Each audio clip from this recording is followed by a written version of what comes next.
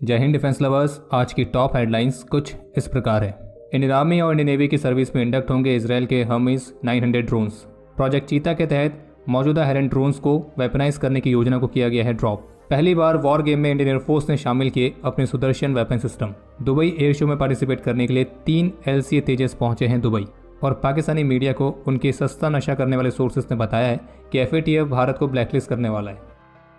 तो आज का सबसे पहला बड़ा अपडेट यह है कि हेरन मार्क 2 के बाद अब इंडियन आर्मी की सर्विस में इसराइल का एक और एडवांस सर्विलेंस ड्रोन जिसका नाम है हर्मेस 900, तो ये भी इंडक्ट होने के लिए तैयार है। और इमरजेंसी प्रोक्योरमेंट पावर्स का इस्तेमाल करके 4 हर्मेस 900 ड्रोन्स की खरीद के लिए ऑर्डर्स प्लेस किए गए, जो कि अगले साल तक डिलीवर किए जाएंगे। और इन 4 हर्मेस 900 ड्रोन्स में से 2 ड्रोन्स इंडियन आर्मी के लिए होंगे और जबकि 2 इंडियन नेवी के लिए। और जबकि इससे पहले इंडियन आर्मी ऑलरेडी अपनी सर्विस में 4 हेरन मार्क 2 ड्रोन्स को भी इंडक्ट कर चुकी है। लेकिन इंडियन आर्मी के बाद अब इंडियन एयरफोर्स ने भी अपनी सर्विस में इंडक्ट करने के लिए 2 हेरन मार्क 2 ड्रोन्स के लिए भी ऑर्डर्स प्लेस किए हैं। और इतने नहीं बल्कि जो हर्मेस 900 ड्रोन्स हैं ये तेलंगाना में स्थित भारत की अडानी एरोस्पेस एंड डिफेंस और इसराइल की एल्बिट सिस्टम की जो जॉइंट वेंचर कंपनी है जिसका नाम है अडानी एल्बिट UAV कॉम्प्लेक्स, तो यहाँ पे इन ड्रोन्स को असेंबल किया जाएगा। और आगे चलकर हर्मेस 900 ड्रोन्स की और भी अधिक यूनिट्स को खरीदने के लिए ऑर्डर्स प्लेस किए जाने की भी संभावना है। और आपको ये भी बता दें कि तेलंगाना में स्थित जो अडानी और एल्बिट सिस्टम का जॉइंट वेंचर है वो हर्मेस 900 के अलावा हर्मेस 450 ड्रोन्स के भी कंप्लीट कार्बन कंपोजिट एरोस्ट्रक्चर्स को मैन्युफैक्चर करता है। और जबकि टॉप मीडिया रिपोर्ट्स में सोर्सेज के हवाले से ये भी कहा गया है कि चूंकि इसराइल और हमास के बीच कॉन्फ्लिक्ट जारी है, तो क्या ऐसे में इसराइल इन ड्रोन्स की डिलीवरी समय पर कर पाएगा या नहीं, तो इसको लेकर सोर्सेज ने क्लियर किया है कि जो हर्मेस 900 के एयर फ्रेम है वो ऑलरेडी तेलंगाना में स्थित इस जॉइंट वेंचर में मौजूद हैं। और कुछ इक्विपमेंट जो कि इसराइल से आने थे तो वो पहले ही यहाँ पे आ चुके हैं। और अब इस जॉइंट वेंचर में इन ड्रोन्स की असेंबली होगी, तो इसका मतलब क्लियर है कि इसराइल हमास कॉन्फ्लिक्ट से इन ड्रोन्स की डिलीवरी में कोई इंपैक्ट नहीं होने वाला है। बाकी इन हर्मेस 900 ड्रोन्स की खास बात यह है कि ये मेल UAV है, यानी कि मीडियम एल्टीट्यूड लॉन्ग इंड्योरेंस, और ये 30 घंटे से भी अधिक समय तक मैक्सिमम 30,000 फीट की ऊंचाई तक ऑपरेट कर सकता है। और इसके प्राइमरी मिशंस रहते हैं रिकॉनासेंस, सर्विलियंस और कम्युनिकेशन रिलीज। और ये जो हर्मेस 900 है ये अभी हाल ही में गाजा वाले कॉन्फ्लिक्ट में भी काफ़ी ज़्यादा इस्तेमाल किए जा रहे हैं। और ऑफिशियल्स का ये मानना है कि इन हर्मेस 900 ड्रोन्स का इंडक्शन न केवल आर्मी के रिकॉनासेंस और सर्विलियंस कैपेबिलिटी को बढ़ाएगा, बल्कि कॉम्बैट हेलीकॉप्टर्स के साथ टीम अप करके थर्ड डायमेंशन में एक गेम चेंजर साबित हो सकता है। वैसे आपको ये भी बता दें कि आर्मी में जो ये ड्रोन्स वाले एसेट्स हैं तो ये आर्टिलरी आर्म्स के द्वारा कंट्रोल किए जाते थे, लेकिन अब इन ड्रोन्स का कंट्रोल आर्मी की एविएशन कोर के पास है। और इसलिए मीडिया रिपोर्ट्स में ऑफिशियल्स के हवाले से ये भी कहा गया है कि आर्मी एविएशन में विमेन ऑफिसर्स के रोल को भी काफ़ी तेजी से बढ़ाने पर काम किया जा रहा है।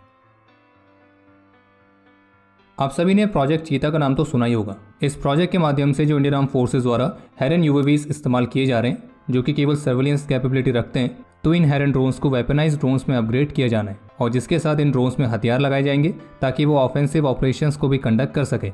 और इस प्रोजेक्ट चीता के तहत हेरन ड्रोन्स का जो ये अपग्रेड था ये भारत के ही मैन्युफैक्चरिंग यूनिट्स के माध्यम से होना था। और जिसमें UAVs को laser guided bombs, air to ground air launch anti tank guided missiles, तो इस तरह के हथियारों से इक्विप किया जाता। लेकिन अब इस प्रोजेक्ट चीता से जुड़ा एक अपडेट द प्रिंट की तरफ से जारी किया गया है। और द प्रिंट की रिपोर्ट के मुताबिक इस परियोजना के तहत अपने हेरन UAVs को एक आर्म्ड UAV में अपग्रेड करने वाली जो योजना थी उसे ड्रॉप कर दिया गया है। और अब इंडियन आर्म फोर्सेस की सर्विस में मौजूद हेरन ड्रोन्स की केवल कम्युनिकेशन कैपेबिलिटी को ही अपग्रेड किया जाएगा और जिसके तहत उन्हें सैटेलाइट कनेक्टिविटी मिलेगी। और ऐसा क्यों किया जा रहा है, तो इसका आंसर देते हुए इस रिपोर्ट में सोर्सेज के हवाले से बताया गया है कि चूंकि भारत ऑलरेडी कई सारे आर्म्ड UAVs को खरीद रहा है जिनमें US से आने वाले सबसे एडवांस प्रेडेटर आर्म्ड ड्रोन्स भी हैं, तो ऐसे में सोर्सेज का ये कहना है कि इस बात का कोई सेंस नहीं बनता है कि हम इन हेरन ड्रोन्स को हथियारों से इक्विप करने के लिए इनमें करीब 5,000 करोड़ रुपीज़ तक स्पेंड करें। और जबकि प्रोजेक्ट चीता के तहत हेरन UAVs को 2 फेज में अपग्रेड किया जाना था। पहले फेज में इन्हें सैटेलाइट नेविगेशन और स्पेशलाइज सेंसर्स की कैपेबिलिटी दी जाती ताकि वो टारगेट्स को और भी अच्छी तरह से डिटेक्ट कर सकें। और अभी वर्तमान समय में जो हेरन UAVs हैं ये 24 घंटे के एंड्योरेंस टाइम के साथ आते हैं और ये करीब 250 किलोमीटर की दूरी तक लाइव वीडियो फीड को ट्रांसमिट कर सकते हैं। लेकिन जब इन UAVs को सैटेलाइट कनेक्टिविटी मिलेगी तो इस तरह से वीडियो फीड और इमेजेस को ट्रांसमिट करने की जो उनकी रेंज है वो लगभग अनलिमिटेड हो जाएगी, यानी कि कितनी ही दूरी से वो डेटा ट्रांसफर कर सकेंगे। और बाकी प्रोजेक्ट चीता के दूसरे फेज में हेरन ड्रोन्स को हथियारों से इक्विप किया जाना था ताकि वो जरूरत पड़ने पर टारगेट्स पर सटीक स्ट्राइक्स भी कर सके। लेकिन द प्रिंट की रिपोर्ट से इस बात के ही संकेत मिलते हैं कि इस प्रोजेक्ट चीता का जो फेज 2 है इसे ड्रॉप कर दिया गया है, यानी कि हेरन UAVs अपग्रेड जरूर होंगे लेकिन उनमें हथियार नहीं लगेंगे, बस उनकी कम्युनिकेशन कैपेबिलिटी, सेंसर्स, इन सभी चीज़ों को अपग्रेड किया जाएगा। और अपग्रेड का जो कार्य है वो भारत में ही होना है और जो कि भारत US से प्रेडेटर आर्म्ड ड्रोन्स को भी ले रहा है। इनके अलावा कई सारे लॉटरिंग म्यूनिशंस, स्वार्म ड्रोन्स, तो ये भी सर्विस में इंडक्ट किए ही जा रहे हैं। तो उसी को ध्यान में रखते हुए ये फैसला लिया गया है कि मौजूदा हेरन ड्रोन्स को आर्म्ड कैपेबिलिटी प्रोवाइड करने वाली योजना को कैंसिल किया जाएगा। लेटेस्ट रिपोर्ट्स के मुताबिक आर्मी की सर्विस में मौजूद चेतक और चीता हेलीकॉप्टर्स की पुरानी फ्लीट को 2027 से फेज आउट करने की योजना है। और जैसे कि पहले के अपडेट्स में ऑलरेडी हम आपको बता चुके हैं कि जो एक चीता और चेतक हेलीकॉप्टर्स की फ्लीट है तो इसे भारत के स्वदेशी LUH हेलीकॉप्टर से रिप्लेस किया जाएगा। हालांकि रिक्वायरमेंट्स को पूरा करने के लिए कुछ हेलीकॉप्टर्स लीज पर लिए जाने का ऑप्शन भी रखा गया है और जो LUH है तो वो भी 2024 के अंत तक डिलीवर होने के लिए तैयार हो जाएगा। बाकी अभी वर्तमान समय में आर्मी एविएशन कोर की 3 ब्रिगेड्स हैं, जिसमें से 2 को नॉर्दर्न बॉर्डर पर और 1 को वेस्टर्न बॉर्डर पर तैनात किया गया है। लेकिन आर्मी अपनी एविएशन कोर की एक और ब्रिगेड को रेस करने की योजना बना रही है। बाकी रुद्रा हेलीकॉप्टर्स में भी हेलिना मिसाइल को इंटीग्रेट करने की प्रोसेस चल रही है और अगले वर्ष आर्मी को अपने अपाचे अटैक हेलीकॉप्टर्स भी मिल जाएंगे। और बाकी चीता और चेतक हेलीकॉप्टर्स की जो करंट फ्लीट है वो 10 से 12 वर्षों के अंदर लगभग पूरी तरह से रिटायर होने की उम्मीद है। बाकी इसके अलावा दिल्ली में आयोजित की गई भारत और मलेशिया की जॉइंट कमीशन मीटिंग के दौरान भारत और मलेशिया ने कॉर्पोरेशन के कई अलग अलग क्षेत्र जिनमें digital, fintech, semiconductors, defence, trade, tourism तो इस तरह के कई अलग अलग क्षेत्रों में अपने बीच के कॉर्पोरेशन को और एक्सपेंड करने पर भी सहमति दी है। तो जैसा कि अभी हाल ही में नॉर्थ ईस्ट स्टेट्स में इंडियन एयरफोर्स की एनुअल कमांड लेवल एक्सरसाइज पूर्वी आकाश को आयोजित किया गया था और इस एक्सरसाइज में इंडियन आर्मी की ईस्टर्न कमांड भी शामिल हुई थी। तो इस एक्सरसाइज से जुड़े कुछ लेटेस्ट अपडेट्स देखने को मिले, जैसे कि ANI की रिपोर्ट में बताया गया है कि इस पूर्वी आकाश एक्सरसाइज में इंडियन एयरफोर्स ने अपने कुछ मेजर प्लेटफॉर्म्स को भी शामिल किया था, जिसमें रफाल, तेजस और प्रचंड लाइट कॉम्बैट हेलीकॉप्टर्स के साथ S-400 air defence missile system भी शामिल किए गए थे। और आपको बता दें कि पहली मिलिट्री एक्सरसाइज थी जिसमें इंडियन एयरफोर्स के S-400 एयर डिफेंस सिस्टम ने पार्टिसिपेट किया। और इसी के साथ इस बारे में भी जानकारी सामने आई कि इंडियन एयरफोर्स के S-400 एयर डिफेंस सिस्टम को सुदर्शन का नाम दिया गया है और इस पूर्वी आकाश एक्सरसाइज का मेन ऑब्जेक्टिव था डिफेंसिव और ऑफेंसिव दोनों ही तरह के ऑपरेशंस में इंडियन एयरफोर्स के एयर पावर को अप्लाई करना। और ये एक्सरसाइज दिन और रात दोनों ही तरह की स्थिति में कंडक्ट की गई थी।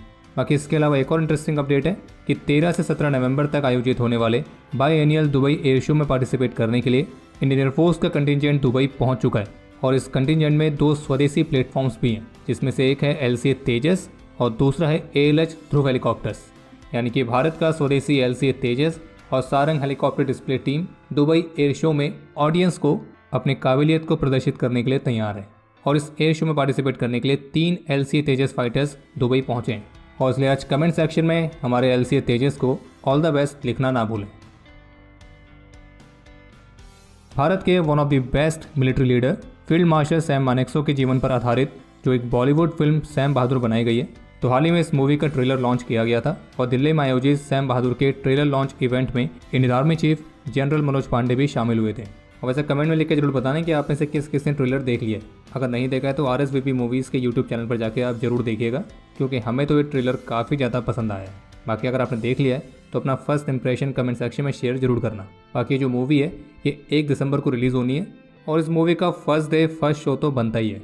बाकी एक और अपडेट है कि अपकमिंग चीन और पाकिस्तान की जॉइंट नेवी ड्रिल्स में पार्टिसिपेट करने के लिए चाइनीज नेवी की type 926 submarine support vessel Karachi पहुंच रही है। और बाकी जाते जाते आपको आज एक नया जोक सुनाते हैं। वह यह कि पाकिस्तानी मीडिया समा.tv की तरफ से एक रिपोर्ट जारी की गई है और इस रिपोर्ट में इन्होंने अपने सो कॉल्ड सोर्सेज के हवाले से ये बताया कि जो FATF है वो जल्द ही भारत को ब्लैकलिस्ट में डालेगा, क्योंकि ये समय TV वालों के सोर्सेज इनको ये बता रहे हैं कि जो भारत सरकार है वो टेररिस्ट ऑर्गेनाइजेशन को एक बहुत बड़े स्केल पर फाइनेंशियल सपोर्ट दे रही है। वैसे एक बात तो माननी पड़ेगी कि पाकिस्तान की मीडिया, पाकिस्तान की अथॉरिटीज़ हम सभी का मनोरंजन करने के मामले में कभी भी निराश नहीं करती है और इस शानदार जोक के लिए वीडियो को लाइक तो बनता ही है। बाकी पाकिस्तानी मीडिया के लिए हम बस यही कहना चाहेंगे, आर यू कॉमेडी में। और खैर अब समय है आज के इतिहास का। आज के दिन 2019 में जम्मू कश्मीर के कृष्ण घाटी सेक्टर में देश के प्रति अपना कर्तव्य निभाते हुए सिपाही राहुल भैरू सुलगेकर ने अपने जीवन का सर्वोच्च बलिदान दिया था।